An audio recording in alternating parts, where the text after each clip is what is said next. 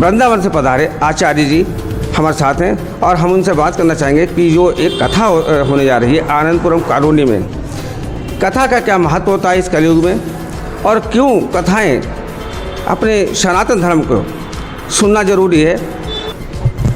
महाराज जी आपका बहुत बहुत स्वागत है हमारे। जी जी धन्यवाद जी। जी राधे राधे, आप सभी को प्यार भरा राधे राधे। ये जो कथा होने जा रही है जी जी, ये कब से चलेगी और कितने दिन चलेगी?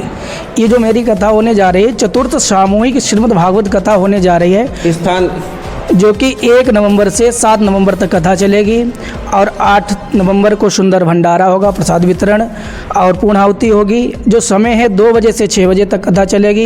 इसकी जो कथा का जो स्थान है श्री आनंदपुरम कॉलोनी में ये कथा होने जा रही है, शाहजहाँपुर में। ये हमारी चौथी भागवत कथा होने जा रही। प्रथम कथा मैंने आनंदपुरम कॉलोनी से ही प्रारंभ की थी और आज निरंतर चौथी कथा होने के लिए जा रही है। उसमें आप सभी भक्तों का मैं स्वागत करता हूँ। आप सभी लोग भागवत कथा श्रवण करने के लिए अवश्य पधारें। यहाँ पे शाहजहाँपुर प्रतिवर्ष आते हैं आप? जी जी, शाहजहाँपुर में मेरी प्रतिवर्ष सामूहिक श्रीमद् भागवत कथा प्रतिवर्ष होती है। अन्य स्थानों पर भी श्रीमद् भागवत कथा हमारी शाहजहाँपुर जनपद में हो चुकी है। कलयुग में इस कथा से, राम कथा से, श्रीमद् भागवत कथा श्रवण करने से क्या इसमें सनातन धर्म को या और जो हैं उनको क्या इससे सुनने से क्या लाभ होते हैं? देखिए, ये कहना मेरा ये कि श्रीमद् भागवत कथा श्रवण करने से मेरा उद्धार हो जाता है। जब तक मैं भागवत कथा श्रवण नहीं करेंगे तब तक हमको ये नहीं पता चलेगा कि मेरे गोविंद, मेरे कन्हैया ठाकुर जी इस धराधाम पर क्यों आए, क्यों आना पड़ा। क्योंकि कंस ने अत्याचार किया ये तो सबको पता है, लेकिन ये नहीं पता क्यों आए। भक्तों को दर्शन देने के लिए भी मेरे परमात्मा आए। ये भागवत कथा श्रवण करने से मुझे समझ में आता है कि कैसे भक्ति करना चाहिए, भगवान का पूजन कैसे करना चाहिए। इसी से मुझे समझ में आता है कि भगवान की जो छत्र छाया में रहते हैं तब जाकर मेरा कल्याण होने वाला, अन्यथा इधर उधर भ्रमण करते रहेंगे या घूमते रहेंगे तो हमारा कल्याण होने वाला नहीं है। कुछ लोग सनातन धर्म के विरोध करते हैं। हमारे आराध्य, हमारे सनातन धर्म के जो देवी देवता हैं उनको कहते हो ये कुछ है नहीं। ऐसे लोगों को क्या कहना चाहेंगे? देखिए, उनको लिए ये कहना चाहते हैं उनके पास में ज्ञान नहीं है, अंधकार है। यदि परमात्मा नहीं है, एक ठाकुर नहीं, गोविंद नहीं, ब्रह्म नहीं है तो ये संसार कैसे चल रहा? बगैर परमात्मा के संसार चलने वाला नहीं है। उनके लिए क्या कहना है? उनके लिए यही कह रहा हूँ कि उनको कुछ नहीं पता, अंधकार में बैठे हुए हैं। उनसे मेरी एक ही विनती, आप आइए श्रीमद् भागवत कथा को श्रवण करिए।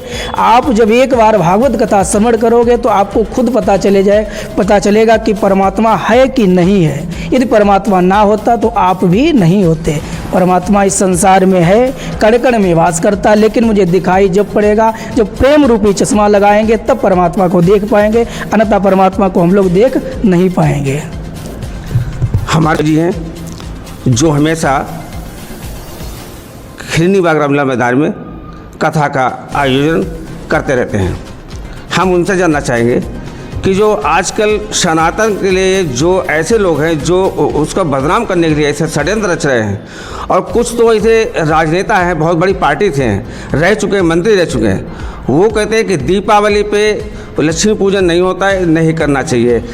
क्या ऐसे लोगों से क्या जवाब देंगे? लोग इस बात से आहत भी हैं कि स्वामी प्रसाद मौर्य जी ने एक स्टेटमेंट दिया था कि ईश्वर नहीं है, लक्ष्मी जी की पूजा नहीं करनी चाहिए। वो केवल उनका वोट लेने का एक माध्यम है कि वो उस तरीके से जातियों को, जो अपनी जातियों को जोड़ने का प्रयास करते हैं। मैंने देखा कि जो भी लोग जाति के आधार पर राजनीति कर रहे हैं वो लगातार अपना भला करते हैं और एक एक जाति का नेतृत्व करते हैं और अपना भला करते हैं, भगवान को हमेशा वो गाली देते हैं। मुझे लग रहा है ईश्वर सर्वमान्य है। अगर ईश्वर नहीं है तो आज तक मुझे एक बात बता दीजिए, अगर ईश्वर नहीं है तो पूरे वर्ल्ड में कोई खून नहीं बना पाया। यदि कोई खून बना के दिखा दे तो मैं समझूंगा कि ईश्वर नहीं है। दूसरी चीज़ सांस, अगर कोई सांस बना के दिखा दे तो मैं समझूंगा ईश्वर नहीं है। सांस और खून दो ऐसी चीज़ें हैं जो ईश्वर द्वारा ही मनुष्य को प्रदान की गई हैं। वो बहुत बचकानी और दुष्ट प्रकृति का स्वामी प्रसाद मौर्य है। उसको तो कायदे में हिंदुओं के चाहिए कि उसको जूता लेके मारे, और हम तो उसको ढूंढ रहे हैं कि वो कहाँ आए, क्योंकि उसकी प्रकृति बहुत गंदी है और उसका ये ध्यान हमेशा हिंदुओं के प्रति जाता है। कभी भी उसकी औकात नहीं है कि वो किसी अन्य धर्म, अन्य पंथ को, विधर्मियों को कुछ कह के दिखाए। उस दिन मैं मान जाऊँ कि हाँ, स्वामी प्रसाद नेता है, वो एक छुटभैया नेता है, उसका कोई वो है नहीं, इसलिए वो इस तरीके के स्टेटमेंट देता रहता है। ऐसे कई बार स्वामी प्रसाद मौर्य जो अपने आप को हिंदू बोलते हैं, लेकिन वास्तव में वो मेरे हिसाब से वो हिंदू नहीं है, क्योंकि जो भी हिंदू होगा वो सनातन की बुराई